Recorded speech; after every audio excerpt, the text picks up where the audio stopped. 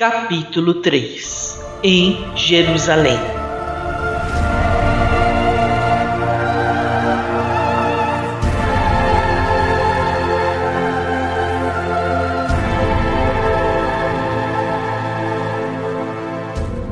Depois de contemplar angustiadamente o cadáver paterno, o jovem hebreu acompanhou a irmã, de olhar ansioso, até a porta de acesso a um dos vastos corredores da prisão. Jamais experimentara tão profunda emoção. Ao cérebro atormentado, acudiam-lhe os conselhos maternos, quando asseverava que a criatura, acima de tudo, devia amar a Deus. Jamais conhecera lágrimas tão amargas como aquelas que lhe fluíam em torrente do coração dilacerado. Como reaver a coragem e reorganizar o caminho? Desejou num relance romper as algemas, aproximar-se do pai inanimado, afagar-lhe os cabelos brancos e simultaneamente abrir todas as portas, correr no encalço de Abigail, tomá-la nos braços para nunca mais se apertarem nas estradas da vida. Debalde se estorceu no tronco do martírio, porque, em retribuição aos esforços, somente o sangue manava mais copioso das feridas abertas. Singultos dolorosos abalavam-lhe o peito, a cuja altura a túnica se fizera em rubros frangalhos. Abismado em si mesmo, finalmente foi recolhido a uma cela úmida, onde por 30 dias mergulhou o pensamento em profundas cogitações. Ao fim de 1 mês, as feridas estavam cicatrizadas e um dos prepostos de Licínio julgou chegado o momento de o encaminhar a uma das galeras do tráfego comercial, onde se encontrava o questor interessado em assuntos lucrativos. O moço hebreu perdera o viço róseo das faces e o tom ingênuo da fisionomia carinhosa e alegre. A rude experiência dera-lhe uma expressão dolorosa e sombria. Vagava-lhe no semblante indefinível tristeza, e na fronte apontavam rugas precoces, nunciativas da velhice prematura. Nos olhos, porém, a mesma serenidade doce, oriunda da íntima confiança em Deus. Como outros descendentes da sua raça, sofreram sacrifício pungente. Todavia, guardar a fé como a auréola divina dos que sabem verdadeiramente agir e esperar. O autor dos Provérbios recomendara como imprescindível a serenidade da alma em todas as flutuações da vida humana, porque dela procedem as fontes mais puras da existência, e Gesiel guardara o coração. Órfão de pai e mãe, cativo de verdugos cruéis, saberia conservar o tesouro de esperança e procuraria a irmã até aos confins do mundo, se um dia conseguisse de novo o beijo da liberdade na fronte escravizada. Seguido de perto por sentinelas impiedosas, qual se for um vagabundo vulgar, cruzou as ruas de Corinto até o porto, onde o internaram no portão infecto de uma galera adornada com o símbolo das águias dominadoras. Reduzido à mísera condição de condenado a trabalhos perpétuos, enfrentou a nova situação cheio de confiança e humildade. Foi com admiração que o feitor Lisipo anotou-lhe a boa conduta e o esforço nobre e generoso. Habituado a lidar com malfeitores e criaturas sem escrúpulos, que não raro requeriam a disciplina do chicote, surpreendeu-se ao reconhecer no moço hebreu a disposição sincera de quem se entregava ao sacrifício sem rebeldias e sem baixeza. Manejando os remos pesados com absoluta serenidade, como quem se dava a uma tarefa habitual, sentia o suor abundante inundar-lhe a face juvenil, relembrando comovido os dias laboriosos da sua charrua amiga. Em breve, o feitor reconhecia nele um servo digno de estima e consideração, que soubera impor-se aos próprios companheiros com o prestígio da natural bondade que lhe transbordava da alma. Um colega desalentado que estava ao seu lado exclamou: Ai de nós! São raros os que resistem a esses remos malditos por mais de 4 meses. Mas todo serviço é de Deus. E desde que aqui nos encontramos em atividade honesta e de consciência tranquila, devemos guardar a convicção de servos do Criador, trabalhando em suas obras. Para todas as complicações da nova modalidade de sua existência, tinha uma fórmula conciliatória, harmonizando os ânimos mais exaustados. O feitor surpreendia-se com a delicadeza do seu trato e capacidade de trabalho, que se aliviava aos mais altos valores da educação religiosa recebida no lar. No bojo escuro da embarcação, sua firmeza de fé não se modificara. Dividia o tempo entre os labores rudes e as sagradas meditações. A todos os pensamentos sobrelavava a saudade do ninho familiar, com a esperança de rever a irmã algum dia, por mais que se lhe dilatasse o cativeiro. De Corinto, a grande embarcação aproara em Cefalônia e Nicópolis, de onde deveria regressar aos portos da linha de Chipre, depois de ligeira passagem pela costa da Palestina, consoante o itinerário organizado para aproveitar o tempo seco e tendo em vista que o inverno paralisava toda a navegação. Afeito ao trabalho, não lhe foi difícil adaptar-se à pesada faina de carga e descarga do material transportado, a manobra dos remos implacáveis e a assistência aos poucos passageiros sempre lhe requisitavam préstimos, sob o olhar vigilante de Lisipo.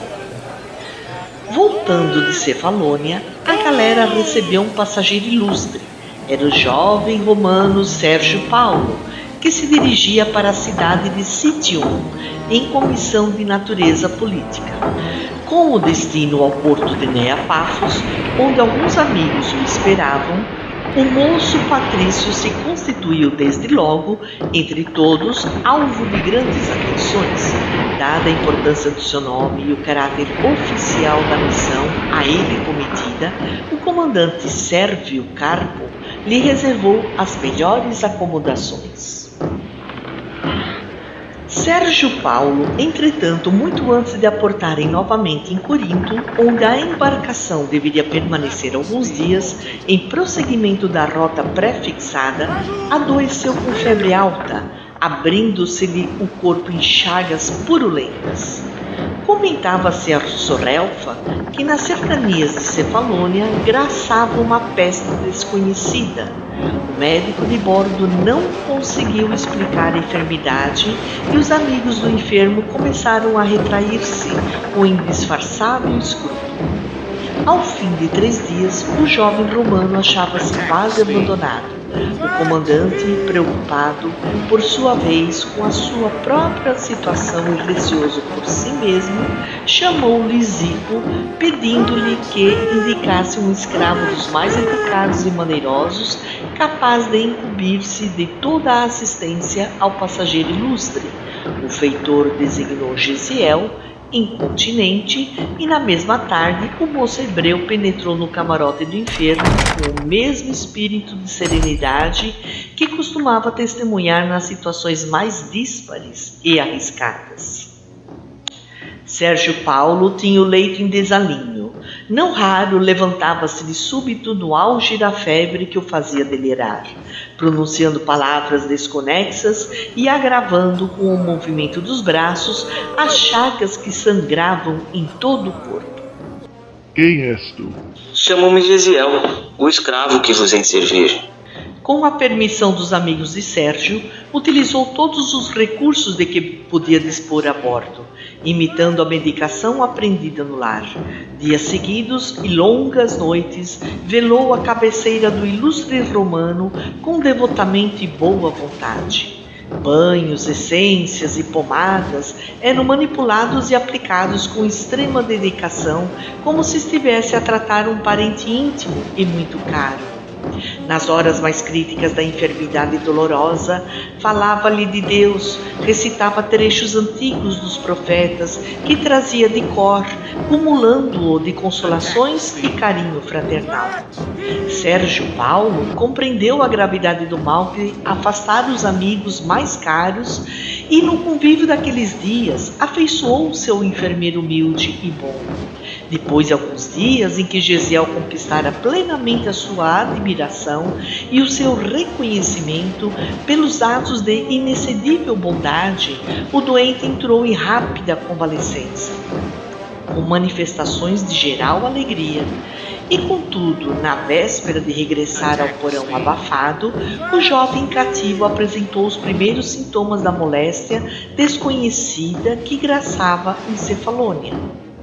Após entender-se com alguns subordinados de categoria, o comandante chamou a atenção do patrício, já quase restabelecido, e lhe pediu aprovação para o projeto de lançar o jovem ao mar. Sérvio Carbo, com malicioso sorriso, esclarecia: será preferível envenenar os peixes antes que afrontar o perigo do contágio e arriscar tantas vidas preciosas. O patrício refletiu um instante e reclamou a presença de Lisipo, entrando os três a tratar do assunto. O romano, com interesse, perguntou: qual a situação do rapaz? O feitor passou a esclarecer que o jovem hebreu lhe viera com os outros homens capturados por Licínio Minúcio, por ocasião dos últimos distúrbios da Acaia. Lisipo, que simpatizava extremamente com o moço de Corinto, procurou pintar com fidelidade a correção da sua conduta, suas maneiras distintas, a benéfica influência moral que ele exercia sobre os companheiros muitas vezes desesperados e insubmissos. Depois de longas considerações, Sérgio ponderou com profunda nobreza: não posso admitir que Gesiel seja tirado ao mar com a minha quiescência. Devo a esse escravo uma dedicação que equivale à minha própria vida. Conheço Licínio, e se necessário, poderei esclarecê-lo mais tarde sobre essa minha atitude. Não duvido que a peste da Cefalônia esteja trabalhando o seu organismo, e por isso mesmo é que lhes peço a cooperação necessária, a fim de que esse jovem fique liberto para sempre. Mas isso é impossível. Por que não? Em que dia atingiremos o porto de Jope? Amanhã à noitinha. Pois bem, espero que vocês não se oponham aos meus planos. E tão logo alcancemos o porto, levarei Gesiel num bote às margens, pretextando o ensejo de um exercício muscular que preciso recomeçar. Aí então lhe daremos a liberdade. É um feito que se me impõe em obediência aos meus princípios. Mas, senhor... Não aceito quaisquer restrições, mesmo porque Licínio Minúcio é um velho camarada do meu pai. Não ias atirar o rapaz ao fundo do mar? Sim... Pois faze constar nos teus apontamentos que o escravo Gesiel, atacado de mal desconhecido, contraído em Cefalônia, foi sepultado no mar, antes que a peste contagiasse os tripulantes e passageiros. Para que o rapaz não se comprometa, instruí-lo-ei a respeito, dando-lhe umas tantas ordens terminantes. Além disso, noto-o bastante enfraquecido para resistir com êxito às crises culminantes da moléstia ainda em começo. Quem poderá garantir que ele resistirá? Quem sabe morrerá ao abandono no segundo minuto de liberdade? O comandante e o feitor trocaram um olhar inteligente de implícito acordo mútuo. Depois de longa pausa, Sérvio concordou, dando-lhe por vencido. Está bem, seja. O moço patrício estendeu a mão aos dois e murmurou: por este obséquio ao meu dever de consciência, poderão sempre dispor em mim de um amigo. Daí a instantes, Sérgio acercou-se do jovem, semi-adormecido, junto do seu camarote, e já tomado da febre em começo de explosão, dirigiu-lhe a palavra com delicadeza e bondade. Gesiel, Desejarias voltar à liberdade? Oh, Senhor, Quero compensar a dedicação que me dispensasse nos longos dias da minha enfermidade. sou vosso escravo, Senhor, nada me deveis. Ambos falavam grego e, refletindo subitamente na situação de futuro, o patrício interrogou. Sabes o idioma comum da Palestina? Sou filho de israelitas, que me ensinaram a língua materna nos mais verdes anos. Então não te será difícil recomeçar a vida nessa província. E, medindo as palavras como se temesse alguma surpresa contrária aos seus projetos, acentuou. Gesiel, não ignoras que te encontras enfermo, talvez tão gravemente quanto eu há alguns dias. O comandante, atento à possibilidade do contágio geral, dada a presença de numerosos homens a bordo, pretendia lançar-te ao mar. Contudo, amanhã de tarde chegaremos a Jope, e hei de valer-me dessa circunstância para devolver-te a vida livre. Não desconheces, todavia, que, assim procedendo, estou a infringir certas determinações importantes que regem os interesses dos meus compatriotas, e é justo pedir-te sigilo do meu feito. Sim, Senhor. Sei que dentro em pouco a enfermidade assumirá graves proporções. Dar-te-ei a liberdade, mas só o teu Deus poderá conceder-te a vida. Entretanto, caso te restabeleças, deverás ser um novo homem, com um nome diferente. Não desejo ser inculpado de traidor dos meus próprios amigos e devo contar com a tua cooperação. Obedecer-vos-ei em tudo, Senhor. Sérgio lançou-lhe um olhar generoso e terminou. Tomarei todas as providências. Dar-te-ei algum dinheiro para atenderes às primeiras necessidades, e vestirás uma de minhas velhas túnicas. Mas, tão logo seja possível, vai-te de Jope para o interior da província. O porto está sempre cheio de marinheiros romanos curiosos e maleficentes. O enfermo fez um gesto de agradecimento enquanto Sérgio se retirava para atender ao chamado de alguns amigos. No dia imediato, à hora esperada, o casario palestinense estava à vista. E, quando luzia os primeiros astros da noite, pequeno batel aproximava-se de local silencioso das margens, tripulado por 2 homens cujos vultos se perdiam na sombra.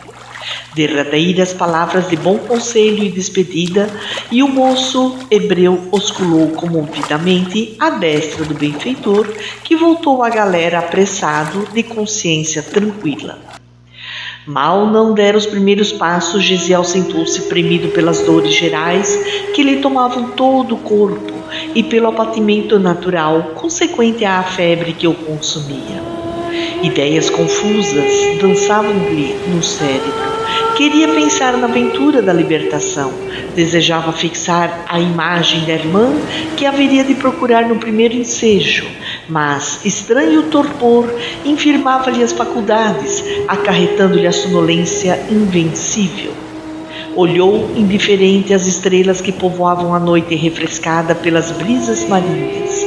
Reparou que havia movimento nas casas próximas, mas deixou-se ficar inerte num matagal a que se recolhera junto da praia. Pesadelos estranhos dominaram-lhe o repouso físico, enquanto o vento lhe acariciava a fronte febril. De madrugada, acordou ao contato de mãos desconhecidas que lhe revistavam atrevidamente os bolsos da túnica. Abrindo os olhos, estremunhado, notou que os primeiros clarões da alvorada listravam os horizontes. Um homem de fisionomia sagaz inclinava-se para ele procurando alguma coisa, com ansiedade que o moço hebreu adivinhou de pronto, convencido de haver topado um desses malfeitores comuns, ávidos da bolsa alheia. Estremeceu e fez um movimento involuntário, observando que o assaltante inesperado alçara a mão direita, empunhando um instrumento na iminência de exterminar-lhe a vida. Não me mates, amigo! A essas palavras, ditas comovedoramente, o meliante susteve o golpe homicida e o rapaz rematou com tristeza. Dar-lhes-vos-ei todo o dinheiro que possuo. E, vasculhando a algibeira em que guardara o escasso dinheiro que lhe dera o patrício, tudo entregou ao desconhecido, cujos olhos fulguraram de cobiça e prazer. Num relance, aquela fisionomia contrafeita transformava-se no semblante risonho de quem desejava aliviar e socorrer. Apossando-se da bolsa recheada, murmurara: Oh, sois excessivamente generoso. O dinheiro é sempre bom, quando com ele podemos adquirir a simpatia ou a misericórdia dos homens. O interlocutor fingiu não perceber o alcance filosófico daquelas palavras e asseverou: Vossa bondade, entretanto, dispensa o concurso de quaisquer elementos estranhos para a conquista de bons amigos. Eu, por exemplo, dirigia-me agora para o meu trabalho no porto, mas experimentei tanta simpatia pela vossa situação que aqui estou, para quanto vos preste. Vosso nome? Irineu de Crotona, para vos servir. Meu amigo, estou enfermo e não conheço essa cidade, de modo a tomar qualquer resolução. Podeis indicar-me algum albergue ou alguém que me possa prestar a caridade de um asilo? Pesa-me nada ter para colocar à disposição de vossas necessidades.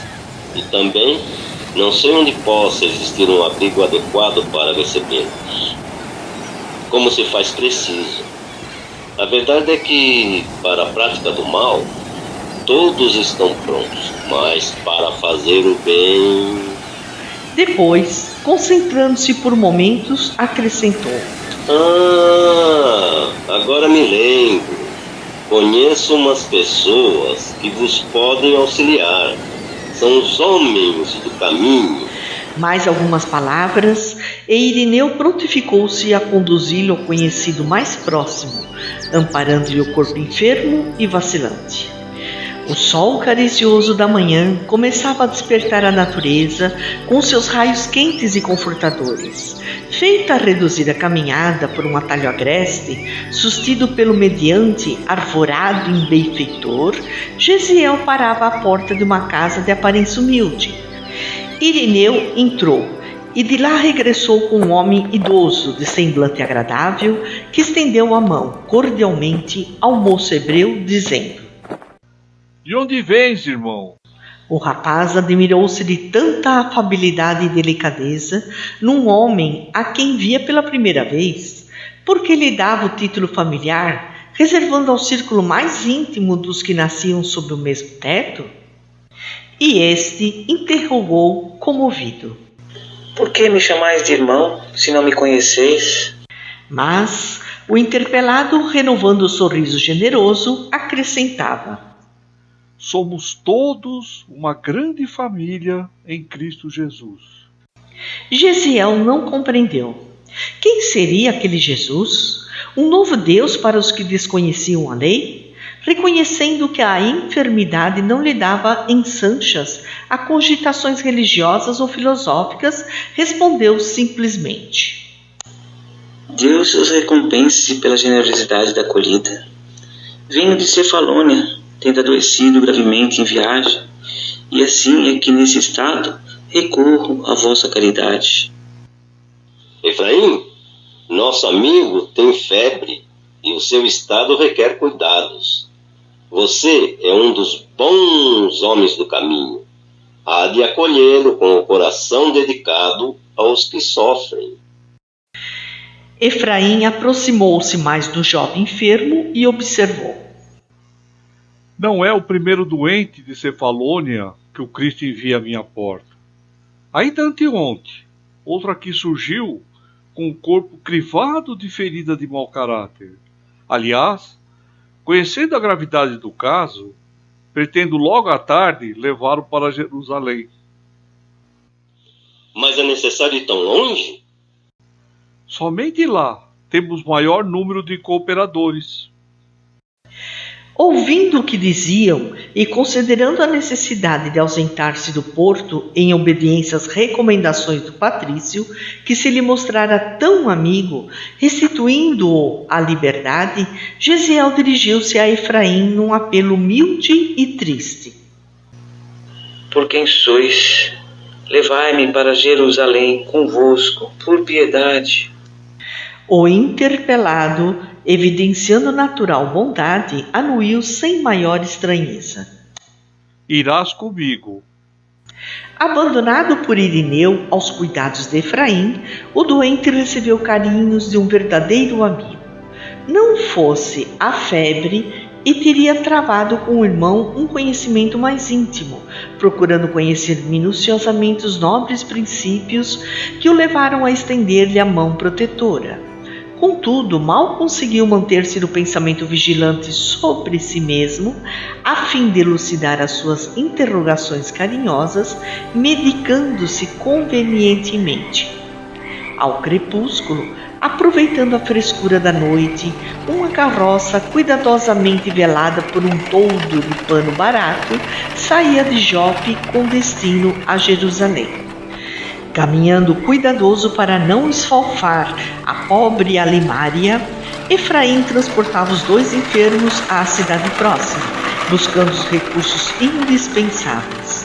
Descansando aqui e ali, somente na manhã seguinte, o veículo parou à porta de um casarão de grandes proporções, aliás, paupérrimo em sua feição exterior. Um rapaz de semblante alegre veio atender ao recém-vindo, que o interpelou com intimidade. Urias, poderá dizer-me se Simão Pedro está? Está sim. Poderás chamá-lo em meu nome? Vou já.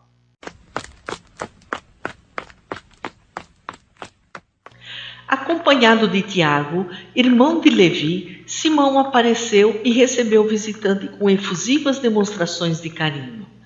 Efraim esclareceu o motivo da sua presença. 2 desamparados do mundo requeriam auxílio urgente. Surpreso, Tiago atalhou. Mas é quase impossível, estamos com 49 doentes acamados. Ora, Tiago, se estivéssemos pescando, seria justo nós eximíssemos desse ou daquele dever que exorbitasse a esfera das obrigações inadiáveis de cada dia junto da família, cuja organização vem de Deus. Mas agora, o Mestre nos legou o trabalho de assistência a todos os seus filhos no sofrimento. Presentemente, nosso tempo se destina a isso. Vejamos, pois, o que é possível fazer. E o bondoso apóstolo atentou-se para acolher os 2 infelizes. Desde que viera de Tiberíades para Jerusalém, Simão transformara-se em célula central de grande movimento humanitarista. Os filósofos do mundo sempre pontificaram de cátedras confortáveis, mas nunca desceram ao plano da ação pessoal, ao lado dos mais infortunados da sorte. Jesus renovara com exemplos divinos todo o sistema de pregação da virtude, chamando a si os aflitos e os enfermos, inaugurara no mundo a fórmula da verdadeira benemerência social. As primeiras organizações de assistência ergueram-se com o esforço dos apóstolos ao influxo amoroso das lições do Mestre. Era por esse motivo que a residência de Pedro, doação de vários amigos do caminho, regurgitava de enfermos e desvalidos sem esperança. Eram velhos a exibirem úlceras asquerosas, procedentes de Cesareia, loucos que chegavam das regiões mais longínquas, conduzidos por parentes ansiosos de alívio, crianças paralíticas da Idumeia nos braços maternais, todos atraídos pela fama do profeta Nazareno, que ressuscitava os próprios mortos e sabia restituir tranquilidade aos corações mais infortunados do mundo. Natural era que nem todos se curassem, o que obrigava o velho pescador a agasalhar consigo todos os necessitados com o carinho de um pai. Recolhendo-se ali com a família, era auxiliado particularmente por Tiago, filho de Alfeu, e por João. Mas, em breve, Filipe e suas filhas instalavam-se igualmente em Jerusalém, cooperando no grande esforço fraternal. Tamanho o movimento de necessitados de toda sorte que a muitos Simão não mais podia entregar-se ao outro mistério no concernente à pregação da boa nova do reino. A dilatação desses mistérios vincularam o antigo discípulo aos maiores núcleos do judaísmo dominante. Obrigado a valer-se do socorro dos elementos mais notáveis da cidade, Pedro sentia-se cada vez mais escravo dos seus amigos benfeitores e de seus pobres beneficiados, acorridos por toda a parte, em grau de recurso supremo ao seu espírito de discípulo abnegado e sincero. Atendendo às solicitações confiantes de Efraim, providenciou para que ambos os enfermos fossem instalados na sua casa pobre.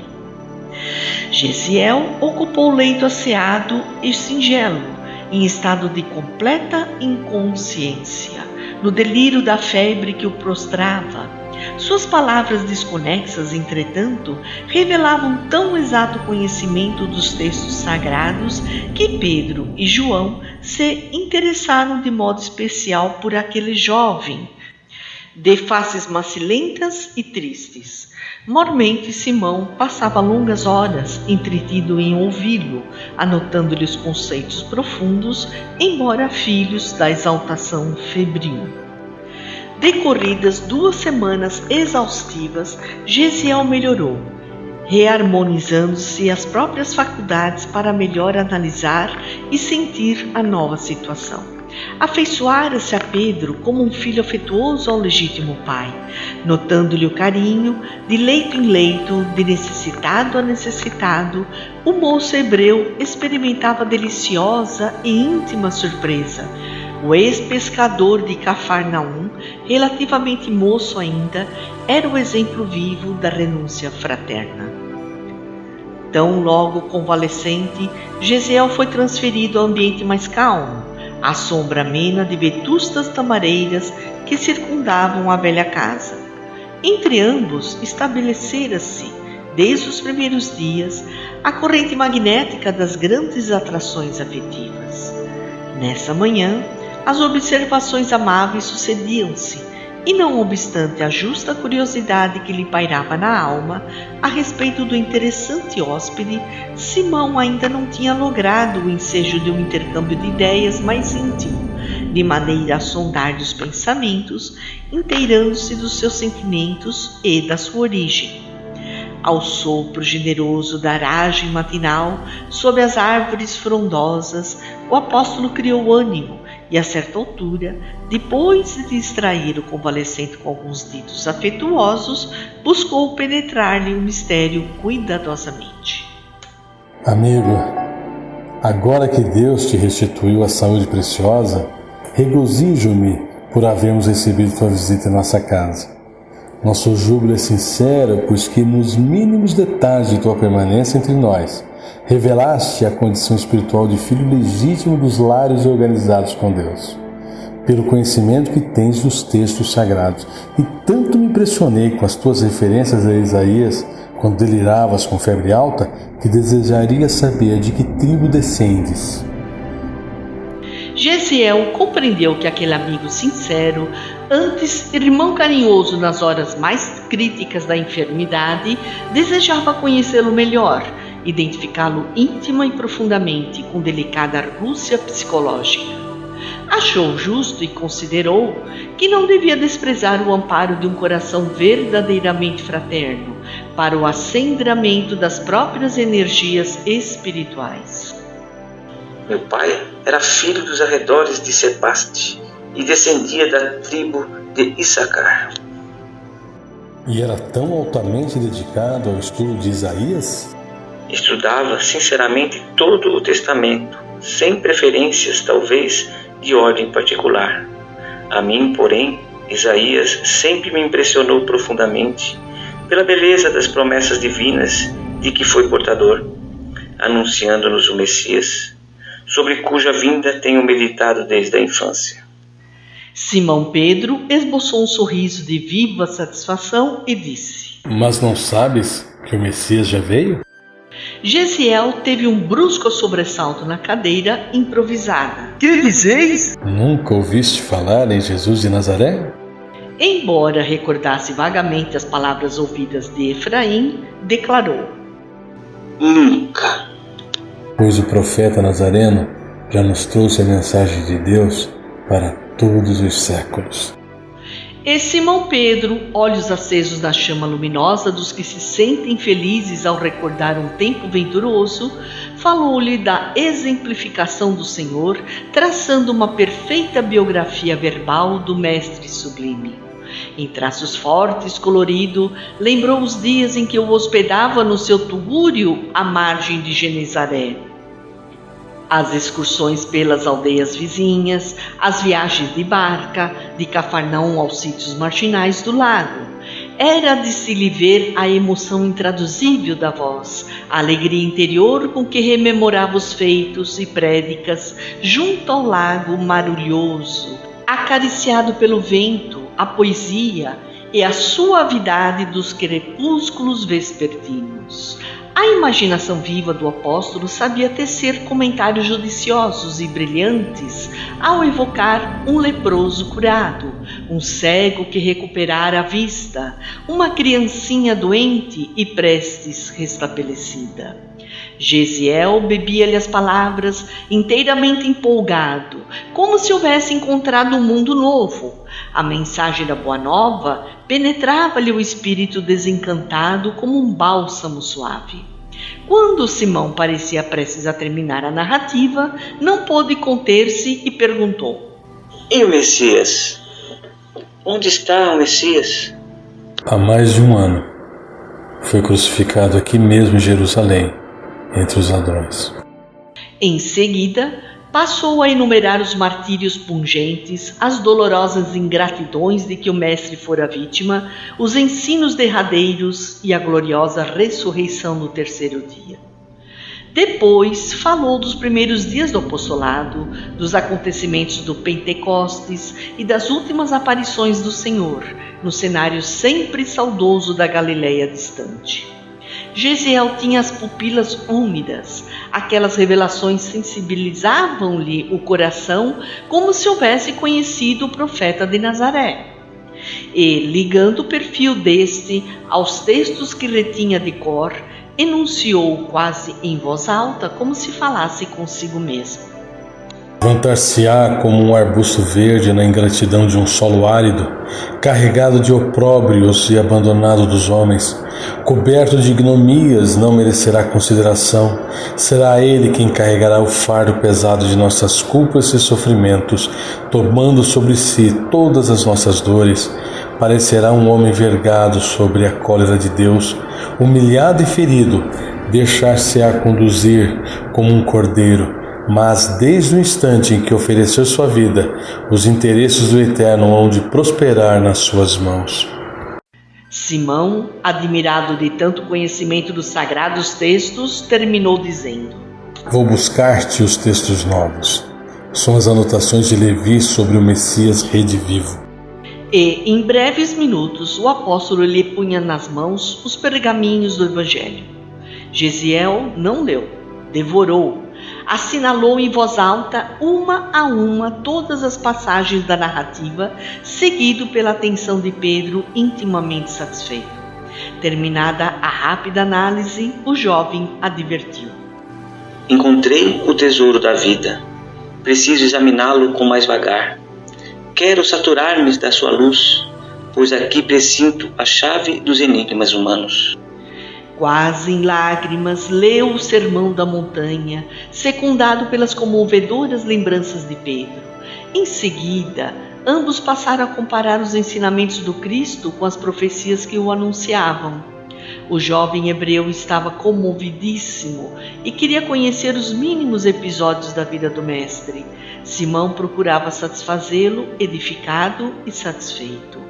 O generoso amigo de Jesus, tão incompreendido em Jerusalém, experimentava uma alegria orgulhosa por haver encontrado um jovem que se entusiasmava com os exemplos e ensinamentos do Mestre incomparável. Desde que dei acordo de mim em vossa casa, verifiquei que participais de princípios que me não são conhecidos. Tanta preocupação em amparar os desfavorecidos da sorte representa uma lição nova para minha alma. Os doentes que vos abençoam, qual eu faço agora? São tutelados desse Cristo que eu não tive a ventura de conhecer. O Mestre amparava todos os sofredores e nos recomendou que o mesmo fizéssemos em seu nome. De acordo com as instruções de Levítico, toda cidade deve possuir, longe de suas portas, um vale destinado aos leprosos e pessoas consideradas imundas. Entretanto, Jesus nos deu um lar no coração daqueles que o seguem. O Cristo nos trouxe a mensagem do amor. Completou a lei de Moisés, inaugurando um novo ensinamento. A lei antiga é justiça, mas o Evangelho é amor. Enquanto o código do passado preceituava o olho por olho, dente por dente, o Messias ensinou que devemos perdoar 70 vezes 7 vezes e que se alguém quiser tirar-nos a túnica, devemos dar-lhe também a capa. Gesiel sensibilizou-se e chorou. Aquele Cristo amoroso e bom, suspenso na cruz da ignomínia humana, era a personificação de todos os heroísmos do mundo. Como se aliviava ao analisá-lo. Sentia-se bem por não haver reagido contra o despotismo de que fora vítima. Cristo era o Filho de Deus e não desdenhara o sofrimento. Seu cálice transbordara e Pedro lhe fazia sentir que nos instantes mais acerbos, aquele mestre desconhecido e humilde no mundo sabia transmitir a lição da coragem, da renúncia e da vida. Como exemplo do seu amor, ali estava aquele homem simples e carinhoso, que lhe chamava irmão, que o acolhia como pai dedicado. O rapaz lembrou seus últimos dias em Corinto e chorou longamente. Foi aí que, abrindo o coração, tomou as mãos de Pedro e contou-lhe toda a sua tragédia, sem nada omitir e rogando-lhe conselhos. Finalizando a narrativa, acrescentou comovido: Revelastes-me a luz do mundo. Perdoai, pois, se vos revelo meus sofrimentos, que devem ser justos. Tendes no coração as claridades da palavra do Salvador, e haveis de inspirar minha pobre vida. O apóstolo abraçou-o e murmurou: Julgo prudente guardares o anonimato, pois Jerusalém regurgita de romanos e não seria justo comprometer o generoso amigo que te restituiu a liberdade. Teu caso, entretanto, não é novo, meu amigo. Estou nessa cidade há quase 1 ano e por esses leitos singelos têm passado as mais singulares criaturas. Eu, que era um paupérrimo pescador, tenho adquirido ampla experiência do mundo nesses poucos meses. A estas portas têm batido homens esfarrapados que foram políticos importantes, mulheres leprosas que foram quase rainhas. Em contato com a história de tantos castelos desmoronados no jogo das vaidades mundanas, agora reconheço que as almas necessitam do Cristo acima de tudo. E achais que vos poderia servir em alguma coisa? Eu, que era cativo dos homens, desejaria escravizar-me ao Salvador, que soube viver e morrer por todos nós. Serás meu filho, doravante. E já que preciso reformar-me em Cristo, como me chamarei? O apóstolo refletiu algum tempo e falou: Para que não te esqueças da Acaia, onde o Senhor se dignou de buscar-te para o seu ministério divino, eu te batizarei no credo novo com o nome grego de Estevão. Consolidaram-se ainda mais os laços de simpatia que os aproximavam desde o primeiro instante, e o moço jamais olvidaria aquele encontro com o Cristo à sombra das tamareiras aureoladas de luz. Durante 1 mês, Gesiel, agora conhecido por Estevão, absorveu-se no estudo de toda a exemplificação e ensinos do mestre que não chegara a conhecer de modo direto. A Casa dos Apóstolos, em Jerusalém, apresentava um movimento de socorro aos necessitados cada vez maior, requerendo vasto coeficiente de carinho e dedicação. Eram loucos a chegarem de todas as províncias, anciães abandonados, crianças esquálidas e famintas. Não só isso, à hora habitual das refeições, extensas filas de mendigos comuns imploravam a esmola da sopa. Acumulando tarefas com ingente sacrifício, João e Pedro, com o concurso dos companheiros, haviam construído um pavilhão modesto, destinado ao serviço da igreja, cuja fundação iniciavam para difundir as mensagens da Boa Nova. A assistência aos pobres, entretanto, não dava trégua ao labor das ideias evangélicas. Foi quando João considerou irrazoável que os discípulos diretos do Senhor menosprezassem a sementeira da palavra divina e despendessem todas as possibilidades de tempo no serviço do refeitório e das enfermarias, visto que, dia a dia, multiplicava o número de doentes e infelizes que recorriam aos seguidores de Jesus como a última esperança para os seus casos particulares. Havia enfermos que batiam à porta, benfeitores da nova instituição que requeriam situações especiais para os seus protegidos, amigos que reclamavam providências a favor dos órfãos e das viúvas. Na primeira reunião da Igreja Humilde, Simão Pedro pediu então nomeassem 7 auxiliares para o serviço das enfermarias e dos refeitórios, resolução que foi aprovada com geral aprazimento. Entre os 7 irmãos escolhidos, Estevão foi designado com a simpatia de todos. Começou para o jovem de Corinto uma vida nova. Aquelas mesmas virtudes espirituais que iluminavam a sua personalidade e que tanto haviam contribuído para a cura do patrício, que o restituíra à liberdade, difundiam entre os doentes e indigentes de Jerusalém os mais santos consolos. Grande parte dos enfermos, recolhidos ao casarão dos discípulos, recobraram a saúde. Velhos desalentados encontravam bom ânimo sob a influência da sua palavra inspirada na fonte divina do Evangelho. Mães aflitas buscavam-lhe o conselho seguro. Mulheres do povo, esgotadas pelo trabalho e as angústias da vida, ansiosas de paz e consolação, disputavam o conforto da sua presença carinhosa e fraterna. Simão Pedro não cabia em si de contente em face das vitórias do filho espiritual. Os necessitados têm a impressão de haver recebido um novo arauto de Deus para o alívio de suas dores. Em pouco tempo, Estevão tornou-se famoso em Jerusalém pelos seus feitos quase miraculosos. Considerado como escolhido do Cristo, sua ação resoluta e sincera arregimentar em poucos meses as mais vastas conquistas para o Evangelho do amor e do perdão. Entre os apóstolos galileus, sua palavra resplandecia nas pregações da igreja, iluminada pela fé ardente e pura. Quando quase todos os companheiros, a pretexto de não ferirem velhos princípios estabelecidos, deixavam de ampliar os comentários públicos para além das considerações agradáveis ao judaísmo dominante, Estevão apresentava à multidão desassombradamente o Salvador do mundo na glória das novas revelações divinas, indiferente às lutas que iria provocar, comentando a vida do Mestre com o seu verbo inflamado de luz. Os próprios discípulos surpreendiam-se com a magia das suas profundas inspirações. Alma temperada na forja sublime do sofrimento, sua pregação estava cheia de lágrimas e alegrias, de apelos e aspirações. Em poucos meses, seu nome era aureolado de uma veneração surpreendente. E ao fim do dia, quando chegavam as orações da noite, o moço de Corinto, ao lado de Pedro e João, falava das suas visões e das suas esperanças, cheio do espírito daquele mestre adorável que, através do seu evangelho, lhe semeara no coração as estrelas abençoadas de um júbilo infinito.